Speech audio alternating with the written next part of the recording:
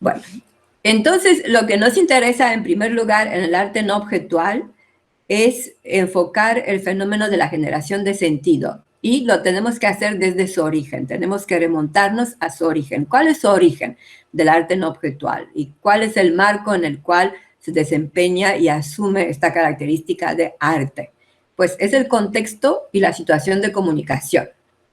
El contexto es compuesto de varios niveles también, no hay un único contexto, hay un contexto cultural, hay un contexto artístico, hay un contexto temático, hay un contexto de género, ¿no? Es decir, el género de la performance, de una performance se trata, y la situación de comunicación es algo mucho más puntual, ¿no?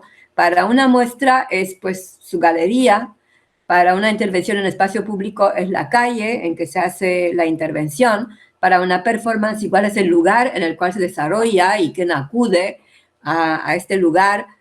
Para un videoarte es mucho más amplio porque, bueno, puede ser el visionado dentro de un festival, por ejemplo, pero también puede ser más independiente porque de todas las formas de arte no objetual, el videoarte realmente es asincrónico, como nuestros cursos, lo puedes ver en YouTube cuando te dé la gana y cuantas veces te dé la gana, ¿no? Está allá.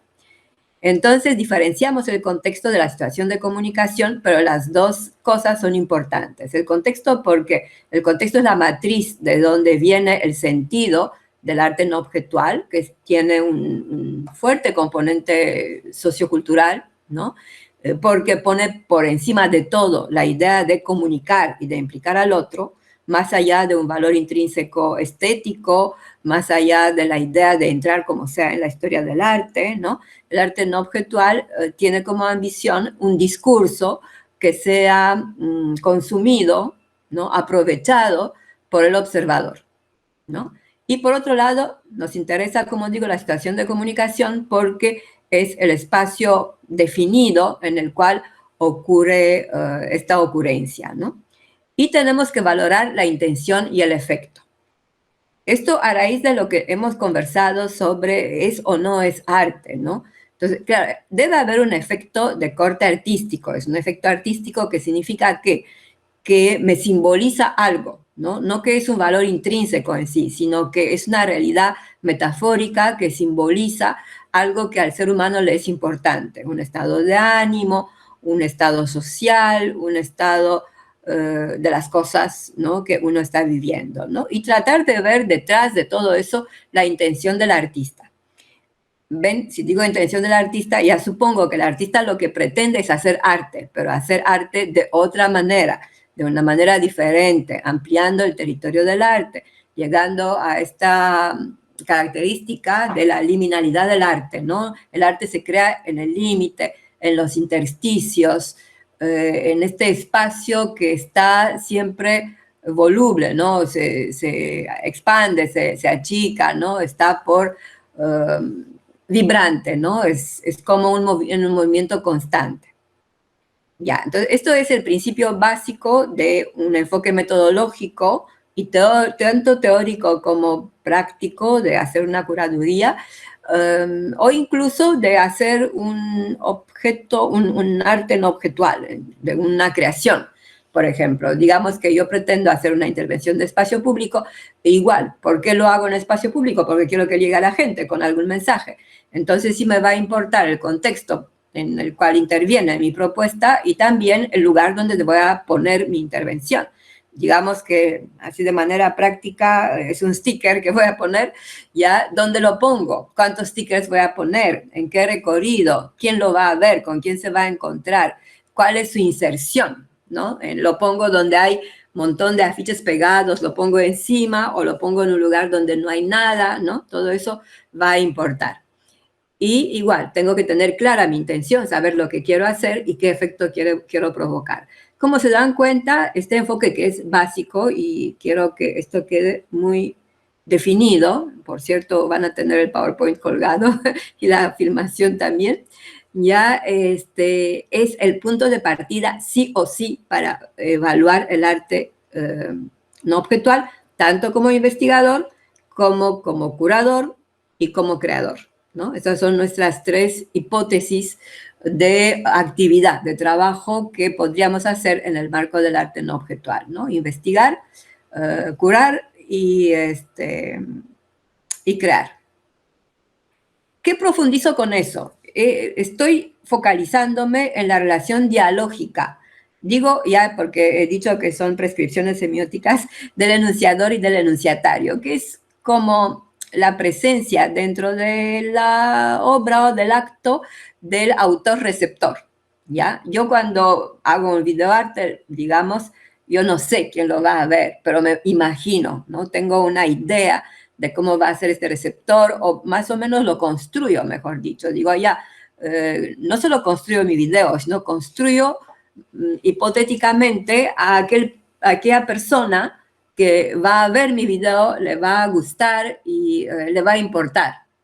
Entonces, esa construcción interna, ese es el enunciatario. Entonces, he construido dentro de mi propia presencia y la presencia del otro, ¿no? Y en este diálogo enunciador-enunciatario se construye, puedo querer experimentar, por ejemplo, puedo decir, voy a hacer un video sobre, qué sé yo, algo así, que realmente no me importara mucho, ¿no?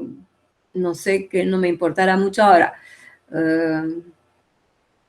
No sé, no hay nada que no me importe en ese momento, todo me importa demasiado. Pero digamos, que sea una persona machista que de repente quiere cambiar o alguien me dice, no, tienes que hacer un videoarte contra el machismo, ¿ya? Entonces yo puedo construir, digo, a ver, claro, yo sí pienso de cierta manera, pero si pensara diferente, ¿cómo pensara? ¿Cómo me expresara? ¿Y a quién le hablaría? ¿Ya? Esta es la construcción enunciador-enunciatario, es decir, puede ser que el enunciador no sea idéntico al yo, al autor, ¿no? Puede ser que sea un constructo también, mi imagen, cómo me quiero yo incorporar en el videoarte o en cualquier forma de arte no objetual. ¿Y qué hay en el centro de esta construcción?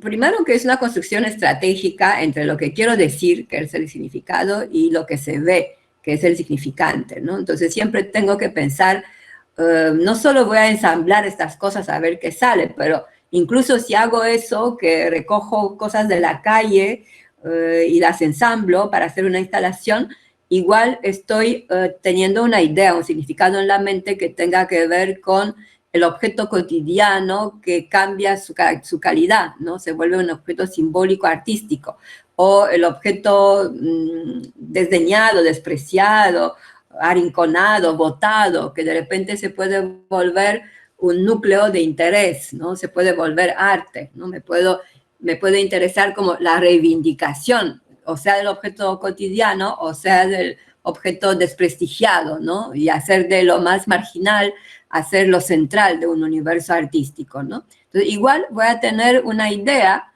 y va a haber un significado en este recojo de cosas tiradas en la calle que las voy a ensamblar de alguna manera. Ahora, la forma en que voy a ensamblar eso también va a tener un propósito y un significado, ¿no? Puedo construir una máquina del tiempo, ¿no? O puedo construir una persona a través de los desperdicios, ¿no? Ha habido tantas instalaciones que se ha construido, pues, como altares a Santa Rosa o a Sarita Colonia a partir de basura o de cosas botadas, ¿no?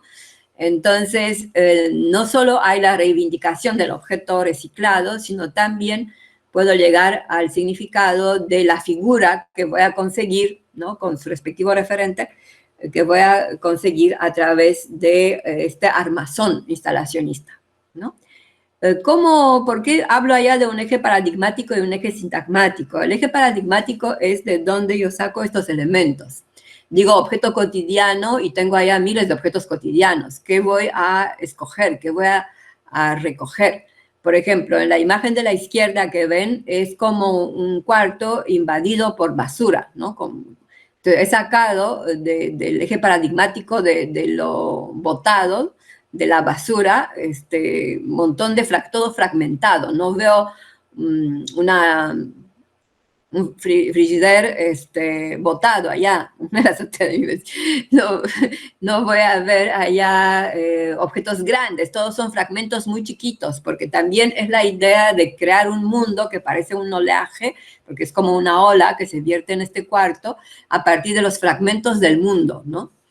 En el lado de la derecha es crear como, a partir de la diversidad de las personas, crear el ente humano, ¿no? El ser humano.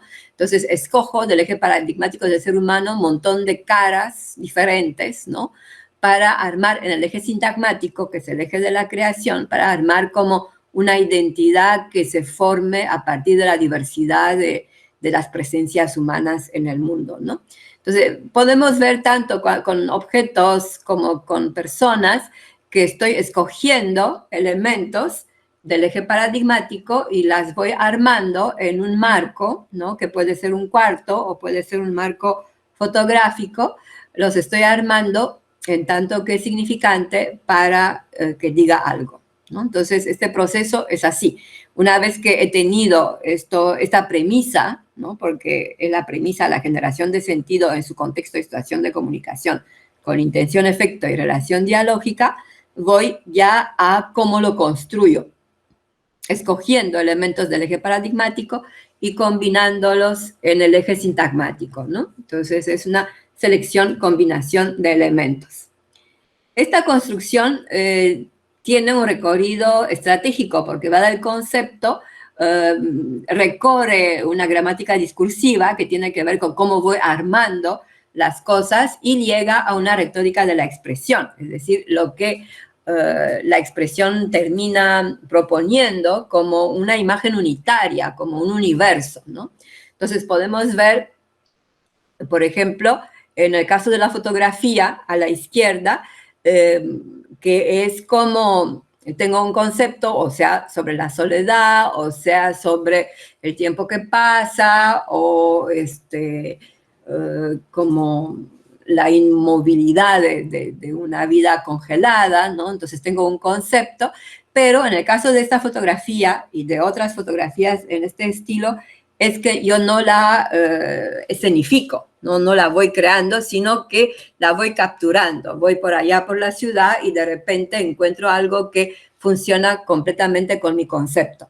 A veces esto puede ser casi inconsciente, ¿no? Porque en este caso se habla de una intencionalidad y no de una intención afirmada, ¿no? Entonces tengo solo la intencionalidad, voy a escoger, voy a pasar por ahí y digo, esto es lo que yo quiero representar, porque en mi interior ya está definido que eso estoy buscando, ¿no?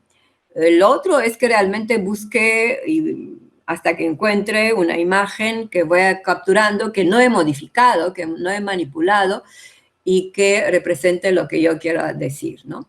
En el lado de la derecha, estamos viendo, igual es una fotografía, pero es una fotografía instalacionista. Se ha creado como un escenario ya manipulado, ya armado, como en un arte escénico o como en un arte cinematográfico, donde igual puedo hablar sobre incertidumbre, sobre soledad, sobre estar en la intemperie, ¿no? Estar así, todo puede pasar, ¿no? Incertidumbre, más que todo, ¿no?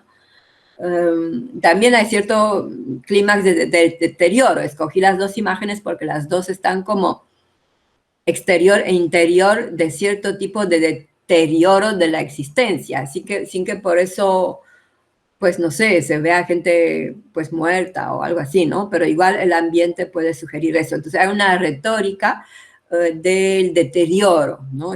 Las dos expresiones me sugieren que algo está funcionando mal, ¿no?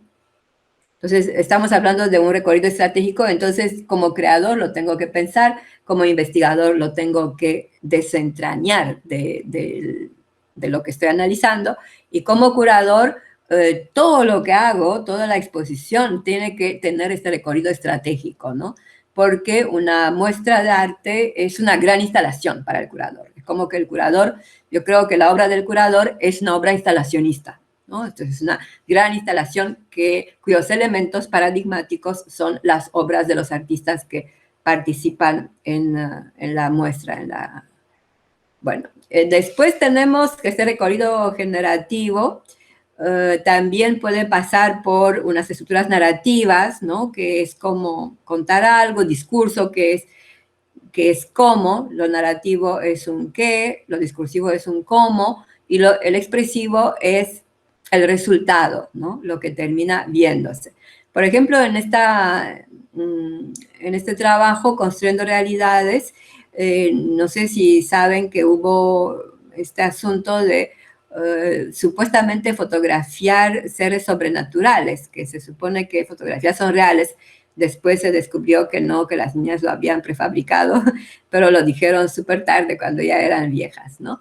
Entonces siempre quedó como medio misterioso todo este asunto de fotografía, ¿no? Cómo aparecen estos seres sobrenaturales que son como los que acompañan a Peter Pan, son no elfos, ¿cómo se llaman? Son una Hadas. campanita. Hadas. Hadas. Hadas, son hadas, sí, sí, sí, que son hadas. Y bueno, se pensó en aquel momento porque las niñas dijeron que sí, que la foto es real, y no, pues después reconocieron que no. Ya, pero entonces en este caso había una estructura narrativa que tenía que ver que el encuentro de la inocencia con lo sobrenatural, solo que en vez de ver a Virgen María como los niños de la Virgen de Fátima, se habían encontrado con hadas, ¿no? Y también habían capturado eso, ¿no? Un discurso, el discurso que era de la familiaridad, de la inocencia con lo sobrenatural, que como los niños son los únicos que tienen acceso libre a otra dimensión de la realidad, ¿no? Y en expresividad, bueno, había toda esta onda lúdica, juguetona, amigable, serena, ¿no? Lo que mostraba que no era un encuentro ni sorpresivo, ¿no? Sino era una compenetración, un encuentro feliz, ¿no? Ya. Normalmente en las estructuras semionarrativas se observan por contrarios, ¿no? Entonces, posible, imposible, real versus fantástico, ¿no? Bueno, esto porque escogí igual como ejemplos fotográficos estos ejemplos de creación de irrealidades que fueron publicados en libros que se veían como ambiguos, ¿no? Entonces, no se es de Fontcuberta, ¿no? Entonces es un fotógrafo catalán, Fontcuberta, que es teórico también de la fotografía y que habla de cómo la fotografía supera ampliamente los límites de la reproducción, del registro de lo que se ve. Entonces él hizo estas fotos, en realidad, como ven, de un astronauta, un falso astronauta, ¿no? De un falso animal y de un vuelo de un monje, ¿no? Entonces, ahora no nos sorprendería, pues son fotos que son más antiguas, ¿no? Ahora no nos sorprendería porque diríamos, claro, son efectos de computadora. igual son efectistas, ¿no? Pero lo interesante es que él los publicó en unos libros, unos álbumes, que solo al final te explicaban que esto no era de verdad, sino que todo el libro era hecho de tal manera que parezca de verdad, ¿no? Que era la historia de un cosmonauta ruso, que los rusos habían decidido esconder su identidad por X cosas, ¿no? Y borrarlo de la historia, después de un animal descubierto y que era así tan raro y de fenómenos místicos, ¿no? Entonces había como la duda sobre ¿es de verdad? ¿Es de mentira? ¿Es posible? ¿Es imposible? ¿Es real? ¿Fantástico? Entonces, es bueno ver detrás de cada objeto, ¿no? El no objetual, porque entramos, como les digo, más allá de la obsesión por evaluar el arte solo por lo estético. Si no tenemos lo estético, como se dijo en algún momento, si no tenemos esta característica intrínseca de lo bello, de lo sublime, que el arte tiene, el arte tradicional, entonces, ¿qué ponemos en su lugar? Sabemos que es arte porque ya se aceptó que es arte, ya no hay duda sobre eso. Nos puede gustar, no gustar, tener dudas sobre su identidad, pero es reconocido. Entonces, tenemos que buscar otros criterios, ¿no? Y en estos criterios, que son básicamente comunicativos, hay toda una estrategia de construcción de estos universos cuyo valor principal es esto, ser un universo de sentido, ¿no? Y donde en el corazón mismo, allá bien profundo, hay una oposición ¿Por qué oposición? Porque es el pensamiento lógico que va por dicotomía, ¿no? Que va por dos miembros, y no significa que yo tengo que ver, como en este caso de Fontcuberta, que, bueno, es un tipo genial, que yo puedo ver realmente la oposición de lo real y fantástico. Puede ser en una obra que todo me parezca fantástico, o puede ser que en una obra todo me parezca real, es decir, puede ser que se desplace para una cosa u otra. Veamos en las performances, ¿no? Muchas performances parecen fragmentos de la vida real, y uno se pregunta cuál es la idea artística de ver a alguien comiendo o durmiendo o escuchar su corazón, ¿no? Y hay otros que son completamente fantásticos porque te crea una realidad imposible, que no tiene nada que ver, ¿no? O puede estar presente la misma oscilación, ¿no? La misma dicotomía, la misma oposición real versus fantástico. En las estructuras discursivas me va a interesar mucho el punto de vista, ¿no? ¿Cuál es el punto de vista que se va aplicando? ¿Cuál es la visión del mundo? ¿Qué se representa y qué significa? Hay una diferencia entre lo que veo y lo que significa, y cómo interpreto eso. Por ejemplo, los dos universos representados allá, el de los gatos de Sandy Skoglund y el del hombre de Jeff Wall, ¿no? Que son universos muy aglomerados, en que hay una sobrecarga de un elemento, ¿no? Y hay una especie de desorden, ¿no? Hay una sobrepoblación de cosas y hay un desorden, y si se dan cuenta, los personajes son como, los dos nos dan la espalda, ¿no? Entonces, bueno, traté de buscar autores diferentes, pero que compartan significación. Entonces los dos personajes son como arrinconados en su mundo sobrecargado de otras cosas, ¿no? Y hay soledad. Eso es raro, ¿no? Porque estamos hablando acá de una oposición soledad-compañía, si quieren, ¿no? Solo que en un caso la compañía es de los gatos verdes y en el otro lado la compañía de miles de cosas y luces y todo este cuarto que presiona, ¿no? Entonces, va a estar igual la compañía de objetos o de gatos y la soledad del personaje, ¿no? Esto es la significación. Es decir, cómo interpreto lo que veo. La representación es, veo un cuarto con un montón de gatos verdes y un cuarto lleno de cosas, y en los dos hay unos personajes que me dan la espalda, una mujer en el primero, un hombre en el segundo. Por algo, la mujer es en la fotografía de la mujer y el hombre en la fotografía del hombre. Los dos son fotógrafos muy conocidos, ¿no? Y que son fotógrafos que construyen a partir de una escenografía que ellos crean.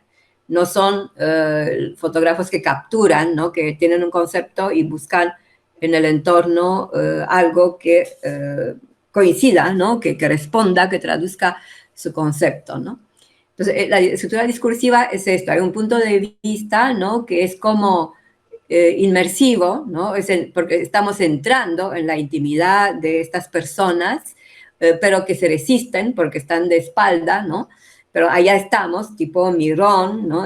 Queremos saber lo que pasa. Hay una visión del mundo bastante pesimista porque se centra en esta idea de la soledad a partir de la representación, como digo, de la aglomeración y la persona de espalda. Y los referentes son comunes, solo que estos referentes comunes han sido procesados de una manera diferente, ¿no? Entonces, los gatos son verdes y los objetos son demasiados, ¿no? Entonces, cuelgan y presionan demasiado. Esas son estructuras discursivas. Y expresivas tienen que ver con el estilo, con la estética, con la manera en que se compone la imagen, ¿no? Por ejemplo, en Perriot, que creo que lo hemos visto, el fond foutage, es como sobreposición de imágenes, ¿no? Se sobrepone la imagen y se crea como estas realidades sobrepuestas. Bueno, ¿cómo podemos evaluar todo eso, no? Hay una manera, lo podemos hacer así como han venido viendo, ¿no? Como un nivel comunicativo, narrativo, discursivo, expresivo, por 4 niveles, o lo podemos ver como una gramática de la imagen, una gramática del discurso. ¿Cuándo prefiero un programa y cuándo prefiero otro programa? El primer programa lo prefiero cuando voy a hacer algo creativo, ¿no? Creativo es sea yo soy artista o yo soy curador, porque el curador también es creativo. Cuando prefiero la gramática del discurso, que es organizar los datos solo de lo que veo, de la expresión de la fotografía. Bueno, cuando hago investigación. Cuando hago investigación puedo trabajar a partir de lo que veo nomás, ¿no? No voy a entrar en la profundidad y desentrañar todo, lo puedo hacer, pero es mucho más complejo porque ya no es yo llevando adelante un programa, es yo mirando una imagen y tratando de descubrir lo que la imagen intenciona decirme, un programa de la imagen misma, que de repente ni siquiera es el programa del artista, porque lo puedo preguntar al artista, como a mí me ha pasado un montón de veces, ¿y cómo lo has hecho? Y entonces, sobre todo si es un pintor, me dice, estoy frente a la tela y comienzo a pintar.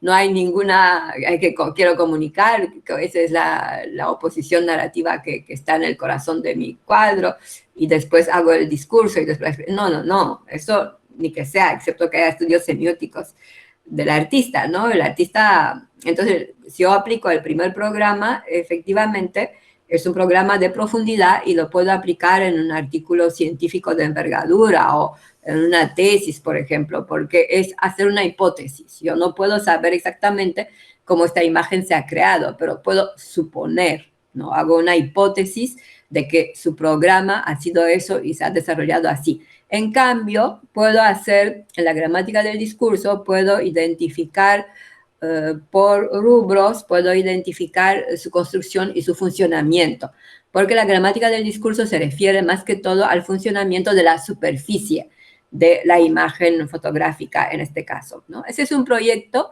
que hizo Marina García Burgos con Ricardo Ramón Jarne, que era en aquel tiempo, en 2008, era el director del Centro Cultural de España, ¿no? Es un curador conocido, después pasó a trabajar en Argentina, donde dirigió el Centro Cultural de España en Argentina por varios años y publicó libros, ¿no? Es una persona muy capaz, ¿no? Tanto como intelectual, como curador, ¿no? Ya, ellos hicieron un proyecto que se llama Si no existe el más allá, la injusticia del pobre se prolonga eternamente.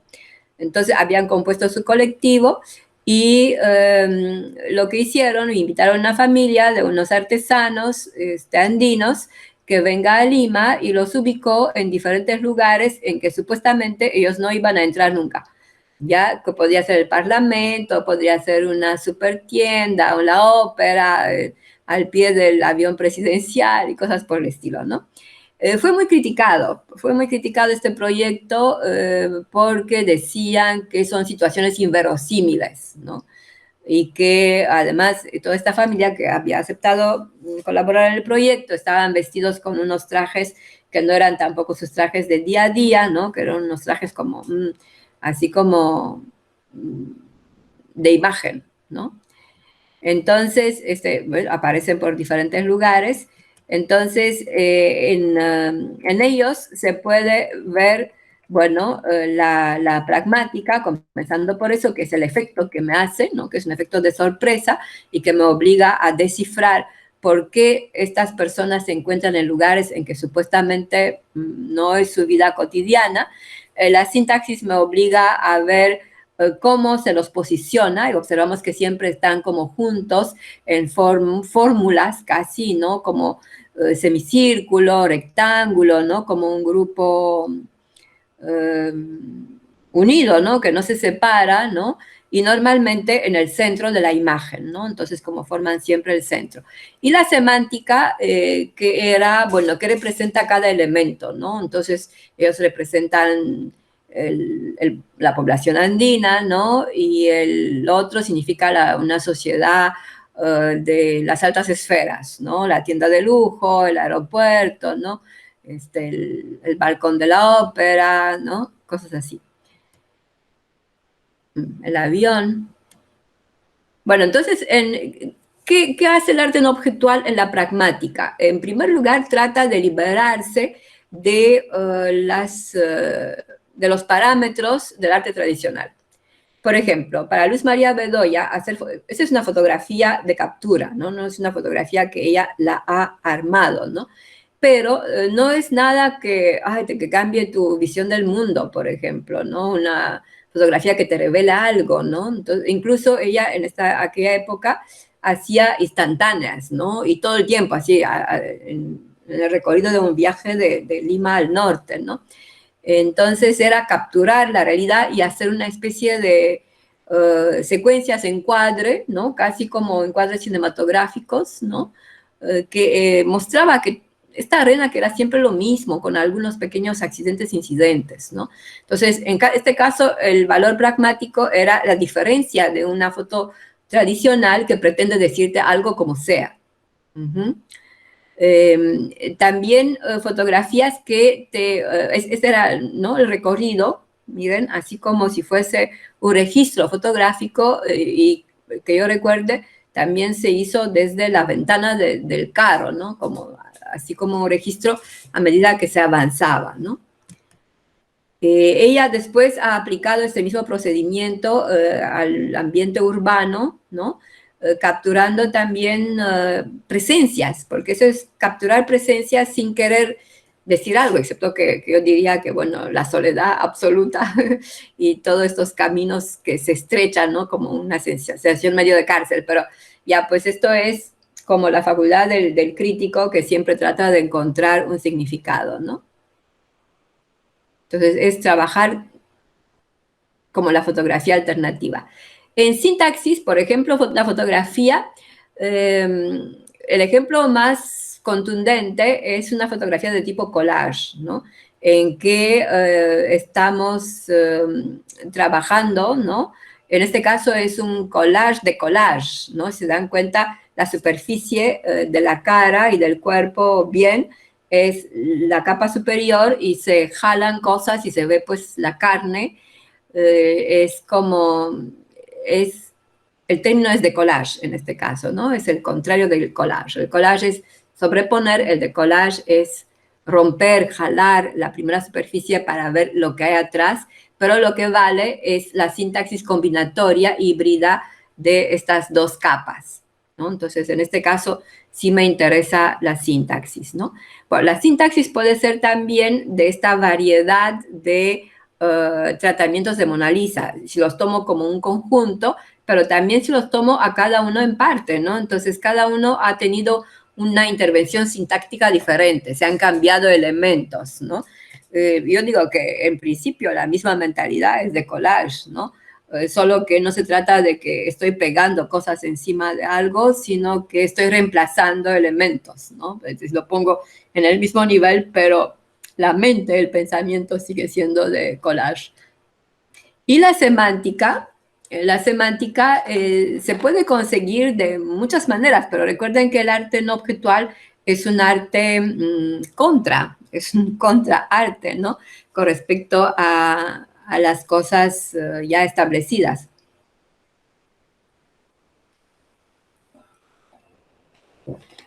En este caso, la semántica que Bill Morrison aplica en algunos de sus videos en Decasia, en Light is Calling, es intervenir películas ya existentes, películas antiguas que se intervienen maltratándolas. O sea que se maltrataron solas por humedad, por vejez, ¿no?, por condiciones, pero también se pueden intervenir manualmente para crear otras sensaciones. Por lo cierto, unas sensaciones medio fantasmagóricas del paso del tiempo, del deterioro de las cosas, de llegar a la materia, que muchas veces es materia igual luz, una cosa así. Fíjense lo que se obtiene, ¿no? Sea por la intervención del tiempo y de las condiciones en este celuloide, o uno mismo puede intervenir y modificar, como yo he hecho un proyecto. Sí, yo he hecho un proyecto, por ejemplo, sí, en Facebook yo publiqué uno de estos. Yo he hecho un proyecto de fotografías que interviene con agua, ¿no? O sea, si las dejé en un charco de agua a ver cómo se va disipando el color, y salieron interesantes, pero me pareció que no tan significativas como da ganas ahora de pasar con tinta negra encima de ellas a ver qué sale. Bueno, seguiré trabajándolas. Ya, entonces la imagen es ya alterada. Otra manera en video, ¿no?, que también lo he subido en el Facebook, en semiótica de las interacciones, es decir, hacer una intertextualidad, un reciclaje. Entonces, el Gustav Deutsch lo que ha hecho, ha tomado 13 pinturas de Hopper, ¿no? Del pintor norteamericano, que se supone que es el pintor de la soledad. Subí, creo, en Facebook también el video del pintor de la soledad, ¿ya? E hizo una película, ¿no? En un video experimental con personas que se ubican en estas mismas posiciones. Les diré que esto ha sido en fotografía, por ejemplo, ha sido un recurso que se emplea desde los 90, ¿no? Así como una especie de cuadros vivos con gente que está... parece en fotografía, sí. Después lo ponen en stop motion y se hace un video, ¿no? Eso, ¿no? Entonces tú tomas una persona y la vas como, y va asumiendo la posición de un cuadro, ¿no? Ahora he visto que esto se usa en redes sociales también, pero en los 90 era un experimento fotográfico que en Lima se ha hecho, lo ha hecho Germán Ballesteros, lo ha hecho, ¿cómo se llama? El del Museo del Travesti, Campuzano, Giuseppe Campuzano. Entonces, sí se hacía, pues, y bueno, él ha hecho este trabajo que es súper reconocido, ¿no? ¿No? Tienen allá la comparación entre el cuadro y la fotografía en vivo. Ya. Otro trabajo es alterar el encuadre, ¿no? Alterar como se ha hecho, como Provost ha hecho en Papillon d'Amour, ¿no? En Mariposa de Amor, ya en que agarró encuadres de Rashomon, de Kurosawa, y trabajó sobre el encuadre, alterándolo, modificándolo, para que consiga esta alternativa, ¿no? Entonces pueden ver cosas así, ¿no? Como en esta imagen. ¿Cuál es el propósito? Bueno, el propósito es crear realidades alternativas, pero ya no a la realidad nuestra cotidiana, ¿no? Sino a realidades artísticas. Y lo que Patti decía, creo que le gustó lo de psicosis, ya es Douglas Gordon, lo que ha hecho es una instalación, en realidad, grandaza, en que agarró la película Psicosis de Hitchcock y separó los encuadres, ¿no? Separó grupitos de encuadres, los ha dividido por toda la sala, ¿no? Ha modificado la cámara, el movimiento del montaje, ¿no? Y ha conseguido un universo de psicosis en que tú ves los diferentes personajes casi solitarios en lo suyo, ¿no? En escenas alargadas. Después Jean-Gabriel Periot, ¿no? Que ya lo conocen, con sus diferentes trabajos, que son fond footage, que es un asunto de collage, ¿no? Es un collage, pero también es un collage que no solo se hace en un encuadre, sino se puede hacer en la secuencialidad de los encuadres y también en el mismo encuadre, ¿no? Y bueno, y esto sería la conclusión de este enfoque, que es el enfoque de ¿y cómo voy a analizar el arte no objetual? Entonces lo puedo analizar, o sea, como un proceso generativo, cómo se va generando el sentido a través de diferentes niveles operativos, o cómo yo, siendo esto un sistema modelizador, o cómo yo puedo ver la misma superficie, ¿no? El producto, y aplicar allá toda la gramática de la imagen o uno de los puntos, ¿no? Entonces, ideal es que de todo modo, siempre cuando hablo de una manifestación de arte no objetual, hable tanto de semántica como de sintaxis y de pragmática. Ideal es hablar de los tres, ¿no? ¿Qué más podría decir para el final del arte no objetual? Uno, de que hay un trabajo intenso a nivel de identidad y de autoría.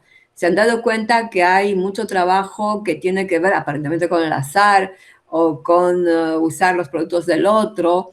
Entonces se cambia la idea de autoridad autorial, que tiene que ser único y que no se parezca a nada, ¿no? sino es más trabajar la intertextualidad, redes, el sistema modelizador, ¿no? Que te llega a una cosa comunicativa, la importancia del enfoque dialógico y polifónico, ¿no? Las estrategias, ¿no? Que tienen que ver con crear esta hiperrealidad simbólica del arte no objetual, ¿no? Ya, y esta es mi imagen del arte no objetual, la imagen simbólica